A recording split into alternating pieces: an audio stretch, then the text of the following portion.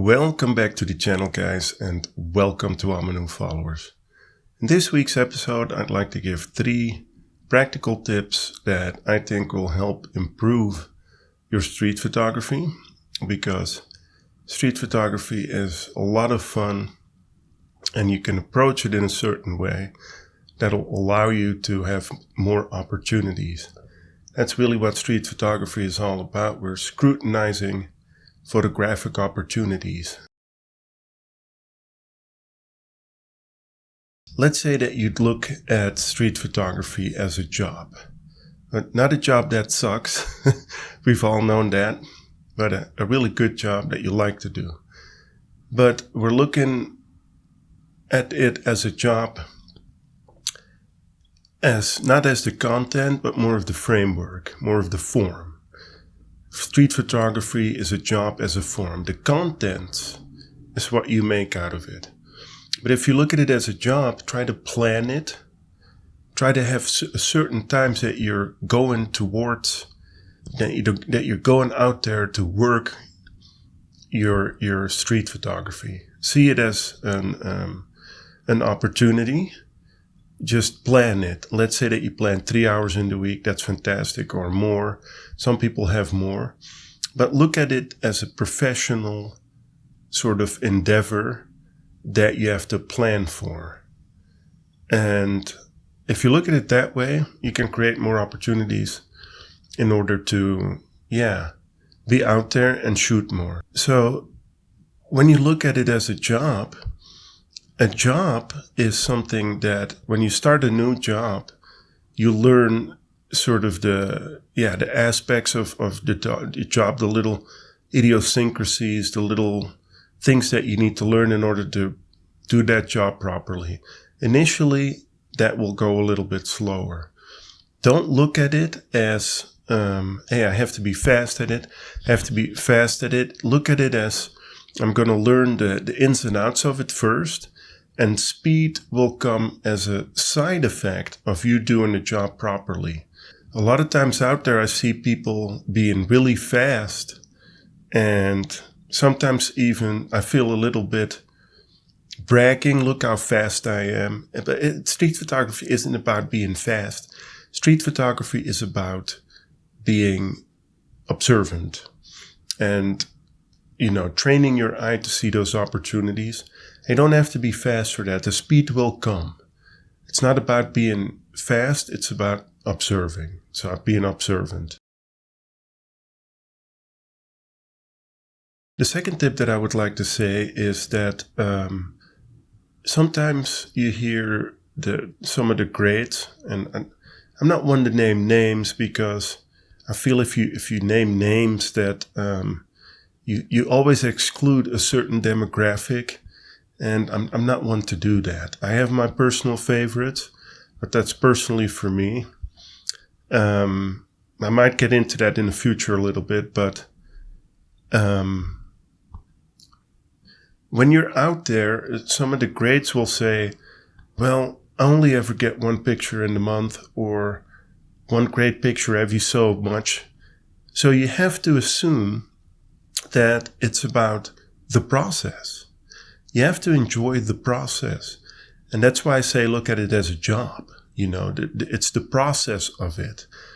If you're out there and you only have one great picture or one portfolio shot every so much, I can understand that because that's how I think. But I enjoy the process. So when you're out there and you don't take good photos, that is quite all right. Chalk it up to experience. You're still out there training your ability to scrutinize photographic opportunities, your ability to observe, to train your ability to observe. It's okay to come home with no photos. You still went out there and you trained your eye, which is what street photography is eventually about. You have to train your eye. My third tip, guys, would be to advise you to shoot project-based. If you shoot within the framework of a project, you're always going to have a reason to be out there. For some of us, it's just fun to be out there and just shoot for the heck of it, right? And sometimes it should be like that. But oftentimes I hear people like, hey, what's my motivation? I don't have anything to shoot. But if you shoot within, the framework of a project, especially a project that takes a little bit longer, that's spread out over a few years, you always have a reason to go out there and to shoot. You don't have to be, it's whatever you make out of it. You could have one project or two projects or three projects. But it's shooting within, the context of a project has taught me a lot about, what sort of style I want to shoot in that project. What is the message that I want to convey? And what do I want pictures to look like? Do I want a photo that has a strong aesthetic? Or do I want a photo that has a strong story?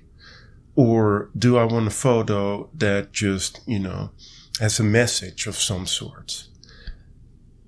That if you work within the context of a project, you're going to learn so much more as to your ability, your abilities, what are your abilities, your capacities, and your faculties as a photographer.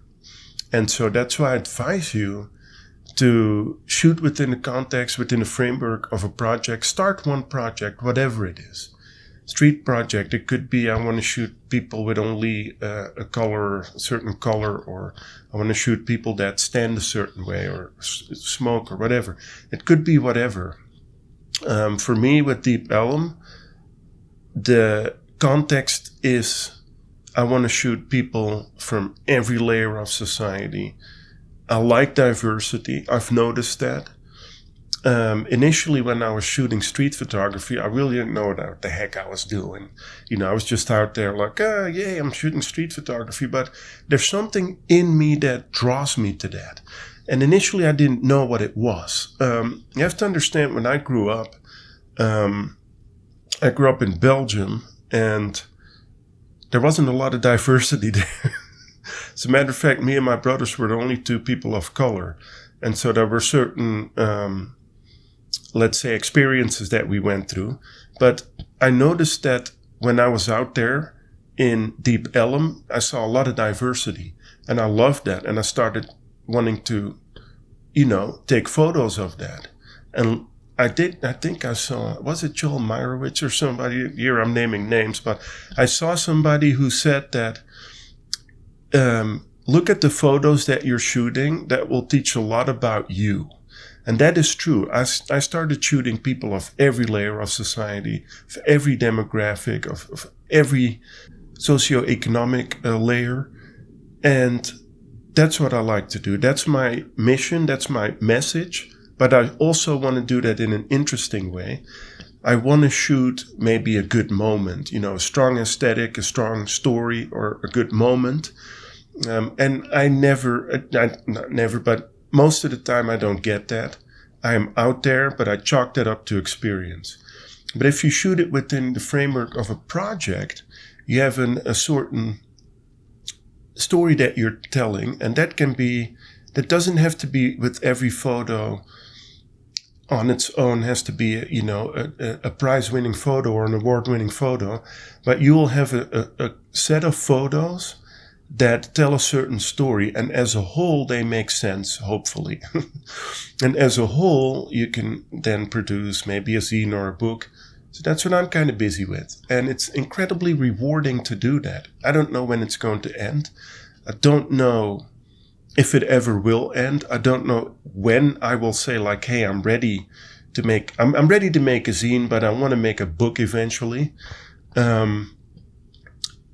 But that's incredibly rewarding, to go out there and to shoot for, to relay a certain message and to then have that sort of eternalized in the form of a book.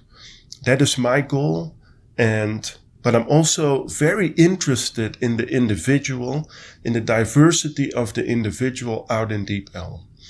So, guys, I hope you learned a little bit from this. There's 3 tips that I think will help you to be better at street photography. I always say, chew the meat, spit out the bones. Whatever is helpful to you, take that. If it's not helpful, that's perfectly fine. Guys, I'll see you in the next episode. I love you. Have a good one.